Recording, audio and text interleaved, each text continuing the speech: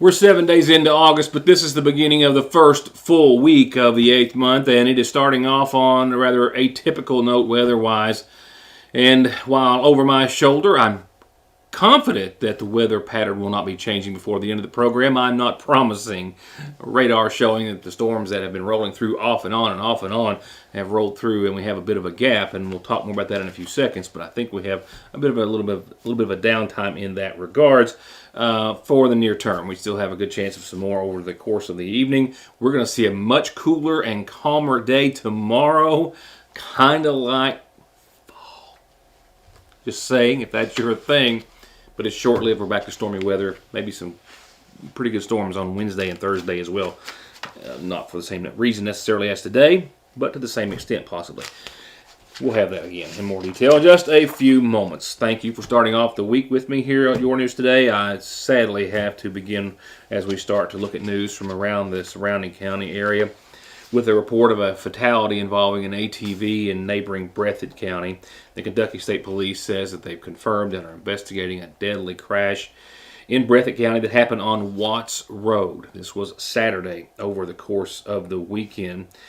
And their investigation and report has revealed that 66-year-old Kenneth White was operating his side-by-side, and he struck a tree after he lost control of the vehicle. He was alive upon arrival of emergency personnel and transported to the Kentucky River Medical Center, but was pronounced dead there from the extent of his injuries, and his body was sent to the state medical examiner's office for an autopsy. No other information about the cause of the crash. Police are confirming, however, that there were no seatbelts or protective gear, such as helmets, in use. The governor is going to make an announcement tomorrow. I'll have that for you. He's going to, at least we know of, be announcing the design/build team for the last portion of the Mountain Parkway expansion from Sagersville to Prestonsburg, the cross-country route, which is still the one on the books and planned as we are to believe. And that will be announced tomorrow, hopefully with some other details as to the potential beginning and completion date of that project, which will sum it all up when it is done. At that point, the other remaining projects, which are coming along rather well. If you travel the Mountain Parkway daily, as I know many of you do, I myself been doing it pretty weekly here as of late, and bi-weekly sometimes, with Andrew moving and the like and things of that nature. So every trip down, it does change, to say the least. The Wolfe County Search and Rescue Team. I know I've prefaced this similar report about them and their efforts before by saying it's wonderful to know that we have folks like that you can call on when you're in the Red River Gorge area, because when you're there, you just never know. You can be as safe and as careful as you want, and accidents still happen. It's Mother Nature. It's the wilderness, and there are things out there that can, well, get you hurt. Case in point, this time it was a four-legged friend that needed attention and rescue that later turned out to be snake bitten, as they would learn, as Copperhead bit Sasha several times, but Sasha got the help out Sasha needed. About 1 o'clock yesterday afternoon, the search and rescue team out of Wolfe County got a call from dispatch about a dog in distress near Turtle Back Arch. That's off of Rock Bridge Road, for those of you who know the area. The dog was starting to swell in its hindquarters and was barely able to walk and was in pain, and the owner called 911, and a team with Wolfe County Search and Rescue grabbed their Stokes basket and found the owners, and then helped carry the canine after the owner had done so about a mile or so on their own in the Stokes basket. And fortunate for Sasha, one of the team members is a vet tech and was able to administer some Benadryl to try to help ease the pain and inflammation. And once they got to the owner's vehicle, it was a veterinary trip in Lexington where they found out there that Sasha, he'd been bitten 5 times by a copperhead on both back legs. They're thinking Sasha's going to make a good recovery. It's not as speedy as what they had hoped, still in a lot of pain after at least 2 anti-venom treatments, but they believe that Sasha will be back to his old self, seen here as shared by the owners and family, hopefully very soon. They were very appreciative as well of all the members of the search and rescue team who took time out of their day to not just come and save and rescue one of us, but one of our four-legged friends. And at the same time, Before they even left that scene, they got a call about a female hiker, who was also needing some assistance and in distress, and they headed that way immediately as well. I'll be right back. Get great deals on the greatest brands at Conley Tire with up to $150 back on Goodyears, $100 on Hancooks, $100 on Mickey Thompsons, $125 on Yokohamas. And you can always pay now or later. Plus quick service with oil changes, brake jobs, $35 computer diagnostics to fix and repair your ride at Conley Tire and ConleyTire.net. Get our famous fried chicken any day of the week, but tomorrow you can get a 3-piece breast strip meal with 2 homemade sides and a biscuit for just $6.79 at your Sagersville Lee's Famous Recipe. And our daily specials are available every day, 10 until 8 o'clock, and our new summer hours are now in effect. The dining room open 10 till 9:30, and the drive-thru open 10 till 10 daily at your Sagersville Lee's. There where every day starts, it's made and it ends. From hitting the floor to hitting the road and back, your feet carry the day's duties. And if you're hurting from what might be a work or sports or stress-related fracture you don't even know about, diabetic, or that all too often heel pain that just won't go away, or any type of pain or discomfort or in need of wound care, come to where they care. Put your best foot forward and come visit our podiatry team. We care about our patients and their feet.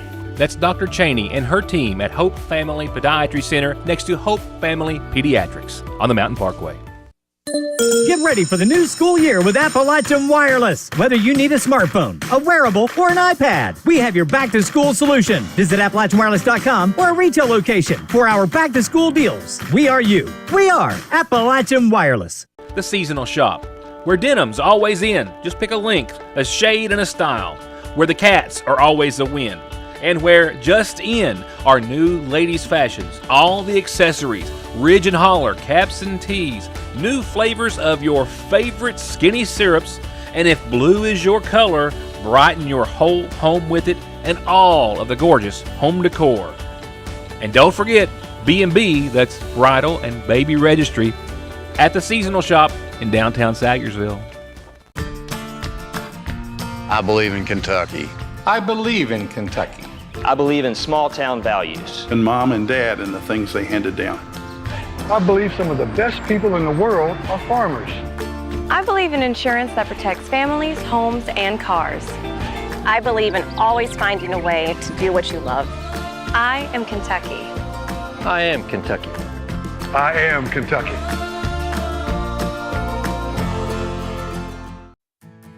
Turning Ground, Larry Sparks, Ralph Stanley II, and the Clinch Mountain Boys, Russell Moore, and Third Time Out, Kentucky True Grass, High Carbon Steel, Edgar Louder Milkman, Terry Miller, and Traveler, they're all going to be there. 20 nonprofit organizations with all of the fabulous food, fun, games, and prizes, they're going to be there. And for just $10, kids 12 and under get in free. You can be at the 20th Annual Magoffin County Community Day coming up Saturday, August the 19th. 10 a.m. till it ends. Tickets are available right now and can be purchased at either location of the Sayersville National Bank, and every ticket gets you a chance to win this car at Community Day on the 19th.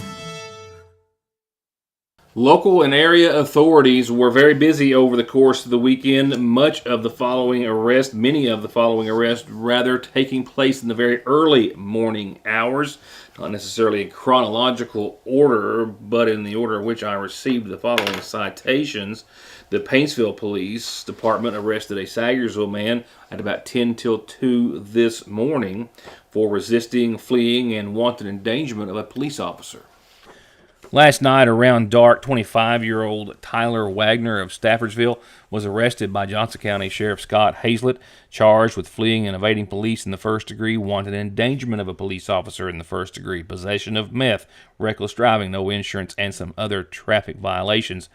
He was wanted by authorities for questioning about a stolen motorcycle, and when they saw him behind the wheel of a pickup truck on Little Mud Lick, he wouldn't stop. He fled, speeds over 80 miles per hour, onto 201, where he ultimately crashed his truck. It rolled over, and he climbed out the windshield and tried to run away the second time, fleeing this time on foot, but was stopped soon thereafter by Hazlett.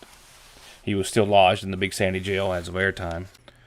Shortly before 2 o'clock this morning, Paintsville police arrested 29-year-old Travis M. Howard of Sagersville, saying that he was walking down the street of FM Stafford Avenue and was staggering, appearing to be under the influence, walking out of the apartment complex there. And when officers approached him, he also had further signs of being under the influence, admitting to smoking some marijuana earlier and then taking off running. After authorities tried to place him under arrest, he ran towards the Venture Homes area, stopped, and then turned around and came and did an about-face and running towards Officer Bradley, and is described as stopping and squaring up to hit the officer when he tripped and fell to the ground and was taken into custody while continuing to resist arrest. Authorities also found a knife under him when they got him off the ground. He was charged with public intoxication of drugs, resisting, fleeing, and evading police, and wanton endangerment of police, as well as menacing and other charges.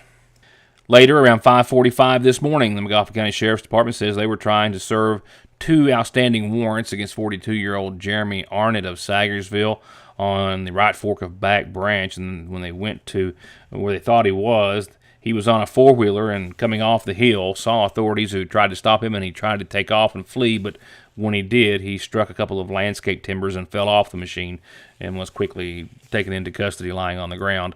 He was charged with fleeing and evading police in the first degree and with contempt of court for the 2 outstanding warrants and taken to the Big Sandy. Shortly before that, around 2 o'clock or so this morning, the Montgomery County Sheriff's Department arrested 37-year-old Eric Howard of Sagersville. He was actually coming out of Buffalo when authorities were in that area looking for someone else, but he had a headlight out and another light, and that gave cause for a traffic stop, and they turned around and caught up with him at the Elk Creek BP station, and that's where authorities say that he was found with an expired driver's license and no insurance, and after getting consent to search, with a magnetic container attached to the gas tank of the vehicle, where hidden inside was a quantity of methamphetamine. And lastly tonight, just after midnight on Sunday, the Kentucky State Police arrested a Martin County man for firing into multiple homes numerous times. That's firing a handgun, a .40 caliber handgun at that. 27-year-old Joseph L. Stevens was charged with wanton endangerment in the first degree. This in the Sand Lick and DeBoard area, where he, armed with a gun, and another male armed with a bat, says police, went to an Austin Harless residence where they were going to approach them about some sort of an altercation or situation that happened earlier in the day. There were 4 men at that home. The officers saying that there's just conflicting accounts of who started it, so to speak.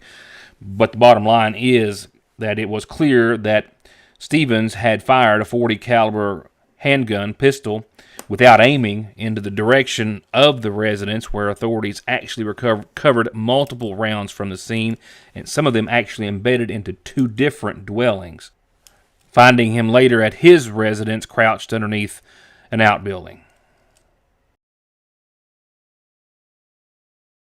From there, we'll go on to tonight's McGoffin Farm Bureau calendar, with the first announcement being about a very popular bass fishing tournament, a night tournament that starts this Saturday afternoon. That's when all the anglers looking to cash in on the first place $1,000 cash prize in the Elk Creek Free Will Baptist Church Open Bass Tournament will be blasting off Saturday, 6 o'clock. That's 6 o'clock in the evening till 2 o'clock in the morning. The Clay Lick boat ramp off of Cave Run. Everyone's invited. This is an open invitation. You can show up, register, blast off, and spend the evening and early morning hours out trying to cash in on, of course, that big $1,000 first prize. $500 for second. Third pays $300. They have the big fish every hour, I think, as always, and it's going to be a good one. Always is. Big crowd this Saturday evening starting at 6. Tomorrow evening over at the Ramey Park, the South McGoffin Fire Department, other fire departments, and the McGoffin County Special Olympics team is inviting everyone in McGoffin County, all the kids out there who can hear me or can hear about it, to come by the Ramey Park and play in the fire trucks and with the equipment. How cool is that? Rescue and fire personnel are going to be there from a lot of departments in the county. Just wanted to play with the toys, so to speak. And kids are asked to come by the Ramey Park. Starting at 7 tomorrow evening, and it's going to be a nice evening for it. From there, funeral service announcements, sadly a number. to get caught up on from over the course of the weekend. Services were held today for 78-year-old Carol Jean Howard of Sagersville. Carol passed away Friday at Paintsville ARH, the daughter of the late Harry and Virginia Collins Conley. She survived by her husband Albert, her two sons Joran and Jared, daughters Tanika McFarland and Jenny Beth Howard, her sister Colleen Helton, and 7 grandchildren and 2 great-grandkids. Again, services held earlier today in her honor. Services were also held earlier today for 51-year-old Benjamin Howard of Sagersville. He passed away Friday, the son of the late Arnett and Alice Ward Howard. He survived by his wife, Elizabeth Sizemore Howard, son Judah Hawk Sizemore, daughter Emmy Jo Howard, and his brothers Marvin and James Howard, as well as his sisters Anita Blanton, Teresa Jevin, and Carolyn Gibson. Again, services held earlier today. Services also held earlier today for 55-year-old Frankie Lucy Arnett of Sagersville. She passed away Wednesday, the daughter of the late Pat Arnett and Yvonne Arnett, who survives. She survived as well by her husband Paul Minix Sr., sons Paul Edward Minix Jr. and Trenton Lee Minix, and brothers Jackie Lee Arnett, her twin Jessie Arnett, and sister Patty Ann Arnett, and 5 grandkids. And lastly tonight, 95-year-old Norbert Leon Weira of Sagersville passed away on Friday. He survived by a daughter, Mary Elizabeth Weira Rao, and a sister, Vernil Hope of Albuquerque, New Mexico. In addition to his parents, Norbert is preceded in death by his 2 sons, John Allen and Leon Edward Weira, and a sister, Leona Shell.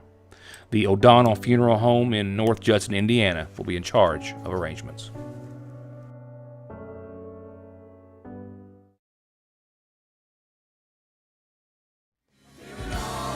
Get ready for an unforgettable summer of music and entertainment at the Mountain Arts Center with Billie Jean Osborne's Kentucky Opry Summer Show. This year's show brings you 6 incredible nights of sensational performances. Summer is in the air, and so are the incredible sounds of the Kentucky Opry. Don't miss out on this must-see event. Tickets can be purchased now by calling 1-888-MAC-ARTS, stopping by the People's Bank box office, or visiting us at www.macarts.com. Only one school district in Eastern Kentucky offers the most athletic and extracurricular offerings to our students: Johnson County Schools. Not only do we offer the widest array of sports, including the area's only competitive swimming and bowling teams, but our students also compete on the biggest stages, evidenced by our countless regional titles and 2 football state championships. Our performing arts offers students top-tier choir, band, and drama programs. Give your child the power of opportunity that is only available in Johnson County Schools. Someone dies in the U.S. every 7 minutes from an overdose, and over half of the population gets or takes pills from a friend or relative. And about 46 million and counting are exposed to narcotics in their drinking water. So don't toss them, flush them, or leave them lying around. Safely dispose of your unneeded meds anytime at Parkway Pharmacy, where you can always talk to a pharmacist when you need one. The reassurance of getting your medications and over-the-counter needs at Sagersville's oldest and most trusted pharmacy, the convenience of curbside pickup and call-ahead service, and the fact that you can walk in, order to go, or sit down and get gourmet quality hot fudge brownies, nachos, shakes, coffees, hot dogs with homemade sauce, desserts, and more makes it more than your hometown Good Neighbor Pharmacy. It's a destination in downtown Sagersville, Frazier's Prater Drugstore. It doesn't get any sweeter than that.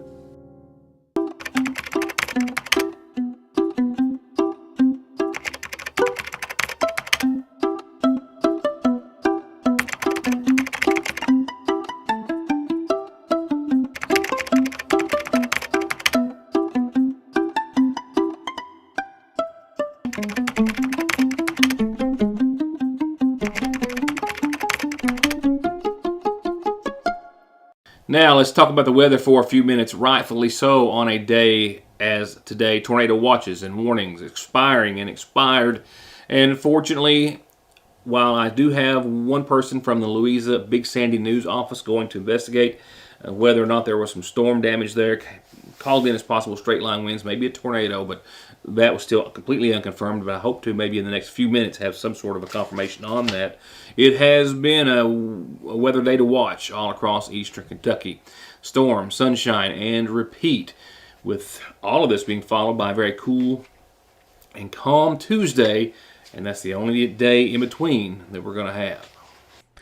All warnings, watches have expired at this hour. We have no severe weather to speak of at this time, but the potential for some more showers and thunderstorms exists, even though radar is showing that by and large this pattern is finally calming down. But as you can see, even in this image, which is about a 45-minute loop or so, some of those, as they have today, really weren't even there in existence until they just kind of popped up in eastern Kentucky, not really trekking their way from west to east, but just kind of showing up along the route or the path of the other storms. So we'll leave that 60% chance of showers and thunderstorms in there for the next several hours to the tune of about 3 in the a.m. Just not likely to see any more severe weather, but winds still westerly a little bit. They were 5 to 21, now closer to the 5 than the 21 or so, and we'll see 64 degrees tonight. And again, a continued partly cloudy to sometimes mostly cloudy skies and a 60% chance of showers. Again, not seeing too much developing here for us, but I'm not going to say it won't. I am going to say that it will all be out of here by early tomorrow, and we will see 79 degrees for your high tomorrow. It's going to feel very mild, comfortable. It's going to be partly sunny, dry, mostly clear. Again, somewhat of a fall-ish feel in the air tomorrow. On the warm side, certainly, but not in the 80s or 90s. And we've got another day of 70s staring at us before the end of the week. But tomorrow, again, 79, partly sunny, beautiful. 60s for nighttime lows, low 60s tomorrow and Wednesday. More sunshine on your Wednesday that will take us up into the low 80s.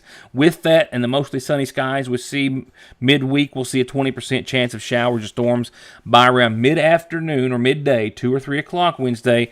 And those shower and storm chances will be on the increase throughout the rest of your Wednesday and into your Thursday. Thursday right now looks to be the next day we might see some more or significant shower and storm activity with those as well, causing temperatures to be back into the 70s at an estimated 77 degrees. So beautiful tomorrow. Wednesday will start going downhill perhaps later in the afternoon, early evening. Thursday, just kind of cloudy, full of showers and potentially some thunderstorms that we will need to talk about then, but not now.